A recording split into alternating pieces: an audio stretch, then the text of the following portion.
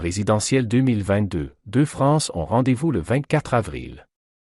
Richard Wehrli est journaliste pour le quotidien suisse Le Temps, dans lequel il a publié le 11 avril, lendemain du premier tour de l'élection présidentielle française, un éditorial dans lequel il montre que deux France se font face, celle d'Emmanuel Macron et celle de Marine Le Pen. M. Wehrli était l'invité de France 24 pour exposer sa vision de la politique française.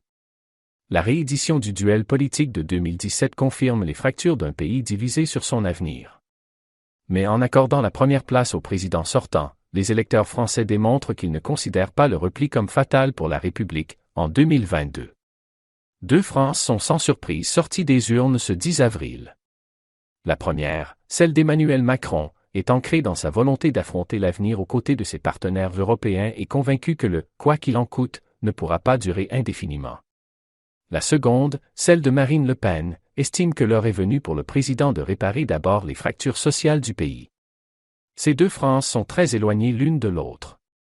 C'est leur opposition qui sera, entre les deux tours, le socle de la nouvelle campagne présidentielle qui a démarré dimanche soir. Ces deux France ne sont pas irréconciliables. Des passerelles existent entre les deux. Mais comment les trouver, comment les construire et comment les défendre alors que le combat politique s'annonce redoutable dans les jours prochains? Emmanuel Macron, président sortant, a dans ce contexte une responsabilité particulière. Aussi résolu soit-il à prouver l'incompétence de cet adversaire qu'il a déjà battu voilà 5 ans, le locataire de l'Élysée ne peut pas être un diviseur. Il devra donc, dans les jours à venir, démontrer que son slogan de campagne, « Nous tous », n'était pas qu'une formule de communication. Il devra démontrer qu'il peut, à 44 ans, être le pont entre ces deux pays avant tout divisés par un ressenti terrible, celui de la dépossession, celui des frustrations, celui des colères. Jean-Luc Mélenchon, candidat de la gauche radicale arrivé une fois de plus au seuil du second tour, aurait pu déverser de nouveau un discours protestataire. Il ne l'a pas fait. Le leader de la France insoumise l'a répété en affirmant que lui et ses partisans savent pour qui ils ne voteront jamais, et en appelant plusieurs fois à ne pas donner une voix à Madame Le Pen. C'est ce message-là qu'il faut retenir et qu'Emmanuel Macron, tueur de la gauche socialiste en 2017, devra entendre. Le pays blessé ne pourra pas se remettre en marche à coups de seules incantations pro-européennes. Il faut que des propositions de remède soient mises sur la table d'ici au 24 avril.